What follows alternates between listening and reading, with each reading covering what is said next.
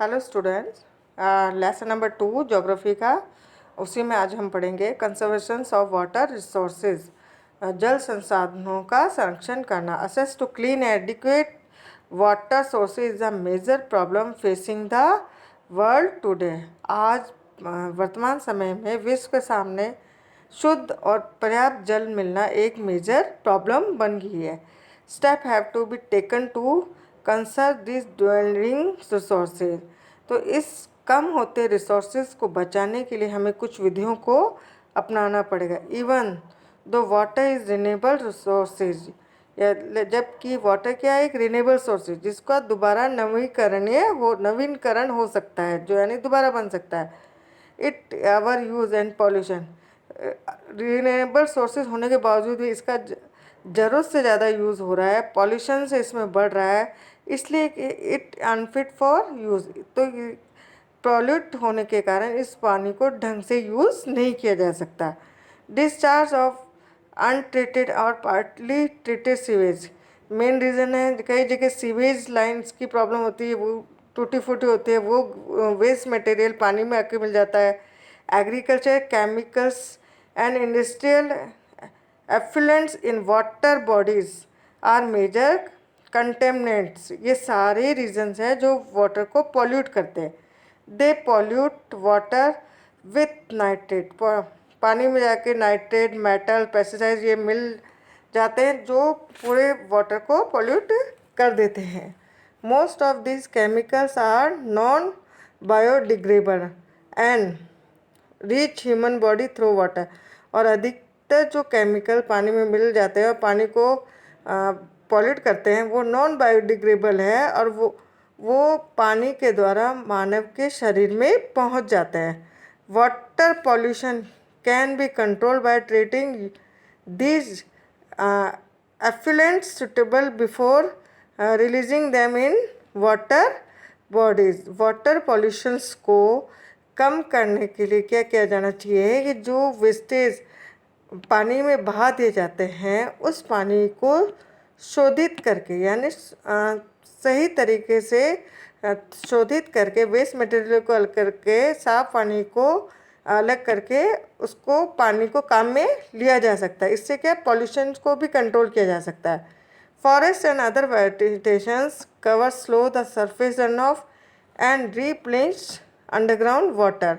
One और पेड़ पौधे हैं, वेजिटेशंस हैं, वो उससे क्या है कि जो पानी का ज़रूरत से ज़्यादा बहाव होता है वो धीरे हो जाता है और अंडरग्राउंड वाटर लेवल भी बढ़ता है उससे। Water harvesting is another method to save surface run off. जल रिसाव को कम करने के लिए एक दूसरी विधि भी है, इसमें है the canal use for irrigating field should be properly line to minimise losses by water resources.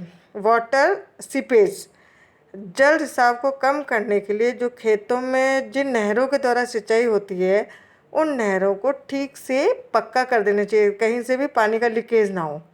Sprinklers effectively irrigate the area by checking water losses through seepage and evaporations।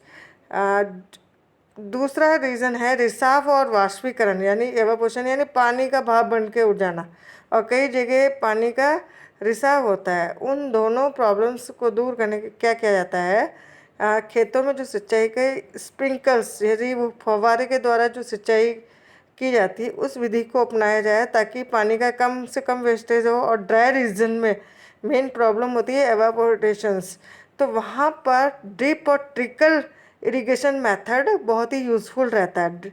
The valuable water resources can therefore be conserved by adopting these means of irrigation. सिंचाई की इन विधियों को अपनाकर बहुमूल्य जल संसाधन को संरक्षित किया जा सकता है। Do you know rain water harvesting? Rain water को कैसे संरक्षित करेंगे हम? इस process of collecting rain water from roof, छत पे इकट्ठा करके tops and directly it to an appropriate location where it is stored for future. उसके बाद उसको वहाँ स्टोर करेंगे ताकि भविष्य में काम आ सके। On an average one spell of rain for 2 hours is enough to save, मतलब एक दिन में 2 घंटे की बारिश से ही 8000 लीटर्स पानी प्राप्त किया जा सकता है, 8000 लीटर्स ऑफ वाटर। अब हमारा नेक्स्ट है natural vegetation and wildlife. Some school children were visiting an exhibitions on handicraft. कुछ स्कूली बच्चे एक प्रदर्शनी, हैंडीक्राफ्ट प्रदर्शनी में गए। The articles in the exhibitions were collected from different part of the country. वहाँ पर जो चीज़ें प्रदर्शनी में लगाई गई थी वो देश के अलग अलग भागों से कलेक्ट की गई थी। Mona picked up A bag and exclaimed.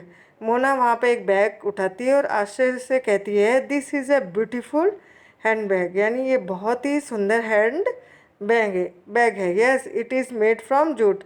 तो कुछ टीचर्स कहती है, वहाँ की जो टीचर कहती है कि हाँ ये बहुत ही सुंदर है, और किससे बना हुआ है, jute. The teacher said, do you see those basket. फिर टीचर कहती है कि आपने ये बास्केट, लैम्प शेड्स या चेयर देखी है, those are made up of canes and bamboos. ये बेत और बैम्बू से बनी है। In the eastern and north eastern humid region of India. जो कहाँ पाया जाता है बैम्बू, ईस्टर्न और नॉर्थ ईस्टर्न एरिया में, ह्यूमड रीजन ऑफ इंडिया वहाँ पे आता है, जहाँ पे वहाँ का जो क्लाइमेट हो बैम्बू के लिए अच्छा होता है, जिससे वो जल्दी ग्रो कर जाता है। Bamboo grow in plenty. Jessie was excited to see a silk scarf. जैसी एक अदर स्टूडेंट है, वो एक सिल्क स्कार्फ को देखती है। सी दिस ब्यूटीफुल स्कार्फ, देखो ये बहुत ही ब्यूटीफुल स्कार्फ है। The teacher explain that silk is obtain from silkworm that are bred in mulberry trees. तो टीचर ने एक्सप्लेन किया कि सिल्क को हम किससे प्राप्त करते हैं, सिल्क वॉर्म, रेशम कीट से, जो कहाँ पाले जाते हैं, मलबरी ट्रीज पर। The children understood that plant provide us with many different products. बच्चे ये समझ गए थे कि प्लांट्स के द्वारा हमें बहुत सी चीज़ें प्राप्त होती है, that we use in our day to day life, जिनका हम दिन प्रतिदिन यूज़ करते हैं। डेली लाइफ में हमारे जो भी चीज़ें आती है वो कहीं ना कहीं हमें पेड़ों से प्राप्त होती है। Natural vegetation and wildlife exist only in the narrow zone of contact between the lithosphere, hydrosphere and atmosphere we call biosphere. Natural vegetation और वाइल्ड लाइफ वहाँ एक नैरो जोन में मिलता है, जो किस एरिया में है, लिथोस्फीयर, हाइड्रोस्फीयर, एटमोसफियर के तीनों के बीच में, जहाँ पे लिविंग ऑर्गेनिज्म होते हैं, वो कौन सा एरिया है, बायोस्फीयर, यानी जैव मंडल। In the biosphere living being are interrelated. Biosphere में सारे लिविंग बींग एक दूसरे पर निर्भर है, interdependent on each other for survival, यानी अपने आप को सर्वाइव करने के लिए ये एक दूसरे पर निर्भर होते हैं। This life supporting system is known as the ecosystem. और इस लाइफ सपोर्टिंग सिस्टम को क्या बोलेंगे, इकोसिस्टम, यानी पारितंत्र। Vegetation and wildlife are valuable resource. Vegetation और वाइल्ड लाइफ दोनों ही एक वैल्यूबल रिसोर्सेज है। Plant provide us with timber. Plant हमें क्या करते हैं, इमारती लकड़ी प्रदान करते हैं। Give shelter to animals, animals को शेल्टर देते हैं। प्रोड्यूस ऑक्सीजन वी ब्रीथ, हम जो ऑक्सीजन गेन करते हैं सांस, तो वो हमें कहाँ मिलता है, इन प्लांट्स के द्वारा मिलता है। Protect soil so essential for growing crops. इसके अलावा मिट्टी को प्रोवाइड करते हैं जहाँ पे हम फसल उगाते हैं। एक्ट एज शेल्टर बेल्ट, मिट्टी को सुरक्षित रखने का काम करते हैं। Help in storage of underground water, इसके अलावा अंडरग्राउंड वाटर को स्टोरेज करने का काम करते हैं। Give us fruit, nut, latex, turpentine oil, gum, medicine plant, also the paper that is so essential for your study. इसके अलावा जो पेपर हम यूज़ करते हैं वो भी इनडायरेक्ट वे में हमको वेजिटेशन से ही प्राप्त होते हैं। There are innumerable uses of plant and you can edit some more, यानी बहुत सी चीज़ों को हम कहाँ से प्राप्त करते हैं, प्लांट से। Wildlife include animal, wildlife में आप किसको इंक्लूड करेंगे, animals, bird, insect as well as aquatic life form यानी जो पानी में जीव रहते हैं उनको। They provide us milk, meat, hides and wool. ये एनिमल्स जो हमें देते हैं मिल्क, मीट, हाइड्स यानी खाल, वुल। ये insect like bee provide us Honey.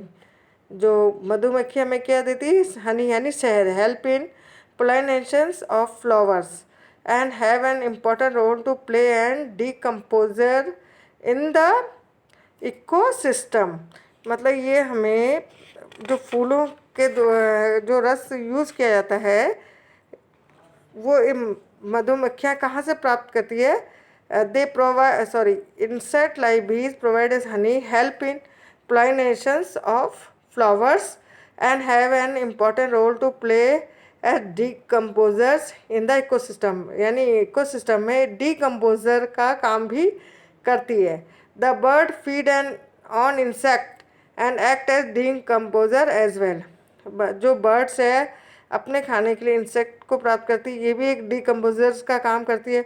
वॉल्चर्स due to its ability to feed on dead livestock. गिद्ध जो मृत जीवों को खाता है is a scavengers and considered a vital cleaner.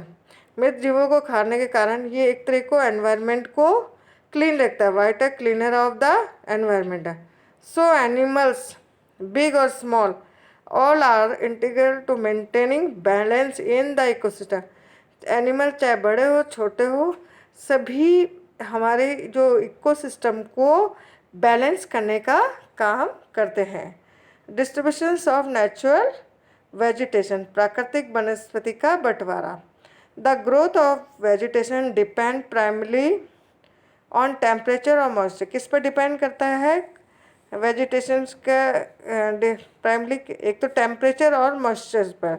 The major vegetation types of world are grouped as forest. और कितने तरह के फॉरेस्ट हैं? Grassland, scrubs and tundras. In areas of heavy rainfall, जहाँ पर बहुत ज़्यादा बारिश होती है, huge trees many made tribes, वहाँ बड़े बड़े आपको घने वृक्ष मिलेंगे।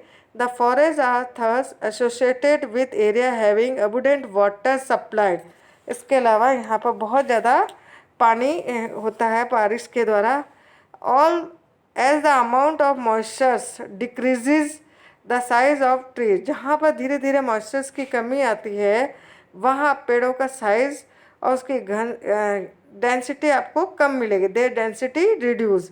Short stern trees and grasses grow in the regions of moderate rainfall. Moderate climate वाले एरिया में वहाँ पे ग्रासलैंड आपको ज़्यादा मिलेंगे। Forming the grassland of the world. Thorny scrubs and scrubs grow in dry areas of low rainfall, जहाँ पे कम बारिश होती है वहाँ थ्रॉनी बुशेस और स्क्रब्स आपको स्क्रब वेजिटेशंस आपको देखने को मिलेंगे। In such areas plant have deep root. और इस एरिया में इनके प्लांट्स की डीप रूट्स आपको मिलेगी और लीव्स इनकी मिलेगी तीखी, thorny and vaccine. Surface reduce loss of moisture, क्योंकि इसमें आर्द्रता की कमी होने के कारण, मॉइस्चर की कमी के कारण इनकी पत्तियां कैसे मिलेगी? Thorny and vaccine. Throw transpirations के द्वारा। तो ये थ्रोनी और वैक्सी ट्रांसपिरेशंस के कारण ही होती है। Through vegetations of cold polar region comprise of mosses and lichen. और टुंड्रा रीजन्स में आपको मॉसेस और लीचेंस वेजिटेशंस देखने को मिलेगी। Today there are many more people in the world than they were 2 centuries back. वर्तमान समय में हम जितने लोग थे उससे ज़्यादा हमारी क्या है? जनसंख्या बढ़ गई है। यानी हम पहले 2 शताब्दियों में पहले जितने लोग थे इस समय उससे कहीं ज़्यादा लोग हैं। To feed the growing numbers large area of forest have been clear to grow crops. बढ़ती जनसंख्या के कारण पोषण के लिए, फसलों को उगाने के लिए वनों को, विशाल क्षेत्रों को काट दिया गया है। Forest cover all over the world in vanishing rapidly. There is an urgent need to conserve the valuable resource. इस समय इस बहुमूल्य संसाधन के संरक्षण की तुरंत आवश्यकता है। पहले हमने वाटर कंजर्वेशन के पढ़ा, फिर हमने नेचुरल वेजिटेशंस के कंजर्वेशन के बारे में पढ़ा। Thank you.